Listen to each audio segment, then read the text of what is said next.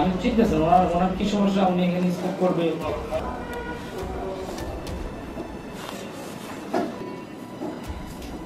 ভাবি কই? এই যে আপনার বাবা কি এমপি, মন্ত্রী, পুলিশের ডিআইজি? খান সিগারেট খেলে কেন তো? হঠাৎ করে উত্তরা পশ্চিম থানায় আসলেন এক যুবক। কাউকে কিছু না বলেই ঢুকলেন ওসি তদন্তের রুমে। পায়ের উপর পা তুলে ধরালেন সিগারেট, চোখে চশমা, গায়ে নামি দামি পোশাক। এজন্য কোনো এমপি কিংবা মন্ত্রী।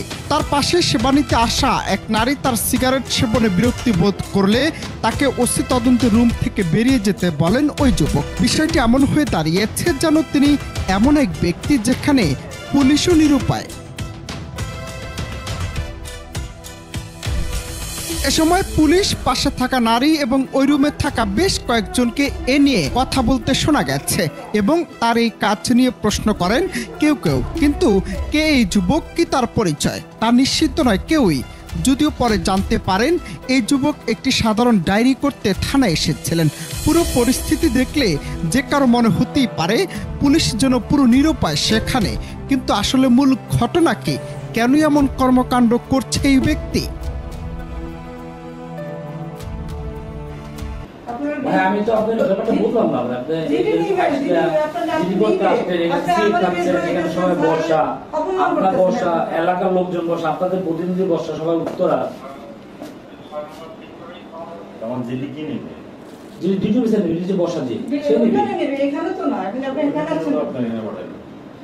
ওখানকে আমার পাঠাইছে, এটা বলতো আমার পাঠাইছে কি পাঠাতো না ভুল বলছে ও, আপনার কাছে পাঠাবে কেন?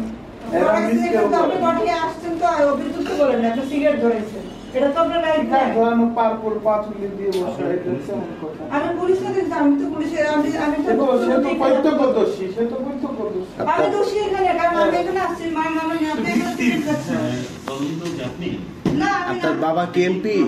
এই যে আপনার বাবা কি এমপি, মন্ত্রী, পুলিশের ডিআইজি? খান সিগারেট খেলে কেন তো? সিগারেট খেলে কেন এখানে? পরিচয় একটু ভালো করে একটু বলেন তো।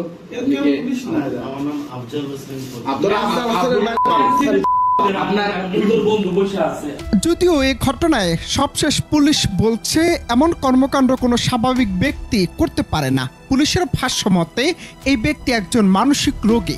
ঘটনার পরে তারা খোঁজ নিয়ে জানতে পারেন অনেক আগে থেকে এই ব্যক্তি মানসিকভাবে অসুস্থ।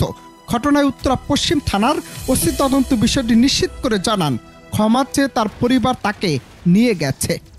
উনি মানসিকভাবে ভারসাম্যহীন অসুস্থ লোক।